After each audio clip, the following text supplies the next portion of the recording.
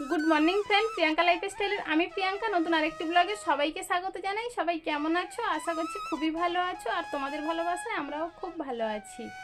এখন বাজে সকাল 6টা আর এখন থেকেই ব্লগটা শুরু করছি। আজকের সংসারের এখনো কোনো কাজ করতে পারিনি। ফার্স্ট টাইম তৃষ্ণাকে বসাবো একটু গানে, কারণ ও 7টার সময় যাবে চুল কাটতে। চুলের অবস্থা দেখো, আর গরমে মাথা আগুন হয়ে উঠছে আর ঘামাচি ভরে গিয়েছে। ওই জন্য ওকে চুল কাটতে পাঠাবো 7টার সময়। তার আগে 6টা থেকে 7টা পর্যন্ত 1 ঘন্টা গানে বসাবো, তারপর ওরা চুল কাটতে চলে গেলে আমি সংসারের সব কাজ করব। তাহলে সারাদিন তোমরা আমার সাথে থেকো আর পুরো ব্লগটা প্লিজ স্কিপ না করে দেখো। আশা করছি তোমাদের খুব ভালো লাগবে। এই দেখো তৃষ্ণাকে আগে গানে বসাচ্ছি। তৃষ্ণা তো বসেছে আর আমি এখন ওর পাশে গিয়ে বসিনি, আমি না গেলে তো কাজ করবেই না। তাহলে চলো তোমরা পুরো ভিডিওটা দেখো। তৃষ্ণার গান রিভাইজ করা হয়ে গিয়েছে, তাই আমি হারমোনিয়ামটা এখন গুছিয়ে রেখে দিচ্ছি। কারণ এইভাবে যদি পড়ে থাকে, বেশিক্ষণ পড়ে থাকলে হাওয়ায় যে ধুলোবালি ওড়ে সেগুলো এই বোতামের মধ্যে পড়ে যাবে আর এটা জ্যাম হয়ে যায়, টিউনের অসুবিধা হয়। তাই আমি ওর কাজ হয়ে গেলে সঙ্গে সঙ্গে এটা গুছিয়ে কভার লাগিয়ে জায়গা মতো রেখে দিই। তাহলে চলো এবারে বিছানাটা গুছিয়ে নিই।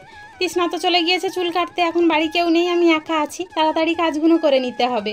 ওর বাবা আবার 10টার সময় কাজে যাবে, তার মধ্যে আমার রান্নাও করে দিতে হবে। আর এখন তো 8:30 প্রায় বেজে গিয়েছে, কখন কি করব বুঝে পাচ্ছি না। তাই তাড়াতাড়ি করে বিছানাগুলো গুছিয়ে এখন রান্নার দিকে যেতে হবে। কিন্তু ঘর মোছা, ঘর ঝাড় দেওয়া এখনও কিছুই করে পারিনি। এই বিছানাগুলো সব গুছিয়ে রেখে আমি ঘর ঝাড় দিয়ে ঘর মুছে নিয়েছি, নিয়ে এখন উনুনের ধারে চলে এসেছি। রান্না করার আগে এখন হাঁড়ি করার পিছনে মাটিটা তো লেপে নিতে হবে, না হলে তো রান্না করতে গেলে অসুবিধা, কালিগুলো পরে তুলতে পারবো না। আর এই যদি ছাই মাটি লেপে নিই পিছনে, তাহলে তাড়াতাড়ি কালিটা উঠে যায়। ওই জন্য ছাই মাটি লেপে নিয়ে উনুনটা ধরিয়ে নিচ্ছি। আর আমি কেমন করে উনুন ধরাই দেখো। প্রথমে কয়েকটা ছোট ছোট কাঠ দিয়ে তার উপরে প্লাস্টিক ধরিয়ে দিই, দিয়ে তার উপরে আবার ছোট ছোট কাঠ দিই, দিলে উনুনটা সুন্দরভাবে ধরে যায়। আর এখন সেই লম্বু গাছের ডাল আনা হয়েছিল, সেই লম্বু গাছের ডাল দিয়ে দিই তো, আর দাউ দাউ করে জ্বলে যায় উনুনটা, আর তাড়াতাড়ি রান্নাটাও আমার হয়ে যায় জানো। দেখো আমার উনুনটা কত সুন্দর জ্বলে গিয়েছে, কোনো কেরোসিন লাগলো না, কিছু লাগলো না, দাউ দাউ করে জ্বলে গেল। চলো এবারে হাঁড়িটা বসিয়ে দিই। আর চাল ভিজানো আছে, ওইটা আগে ধুয়ে আনি। এই যে চালটা দিয়ে দিয়েছি, এখন হাত মেপে জলটা দেব। হাত মেপে জলটা দিলে জল বেশিও লাগে না আর কমও হয় না। পরিমাণ মতো জল দিলে আমার ভাতটাও ঠিক সময় মতো হয়ে যায়, ভাত জড়িয়েও যাবে না, কত সুন্দর ঝরঝরে থাকবে। ওদিকে ভাত বসিয়ে দিয়ে চলে এসেছি থালা বাসন মাজতে। মানে চা খেয়েছিল সেই থালা বাসনগুলো রয়েছে, বেশিক্ষণ পরে থাকলে রৌদ্রে গাগুলো দাগ হয়ে যায়। ওই জন্য এগুলো মেজে জল তুলে কিছুটা কাচাকুচি করে তারপরে সবজি কাটবো, ততক্ষণে ভাতটা ফুটে যাবে।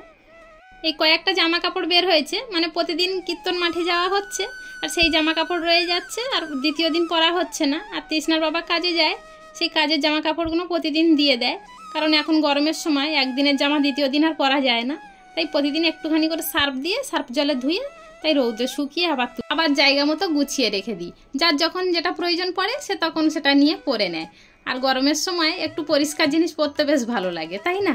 চলো তোমাদের সাথে গল্প করতে করতে এগুলো তোমার কাঁচা হয়ে গিয়েছে, এখন সবগুলো একে একে রৌদ্রে মেলে দিচ্ছি। তবে যা রৌদ্র পড়েছে বেশিক্ষণ লাগবে না শুকাতে।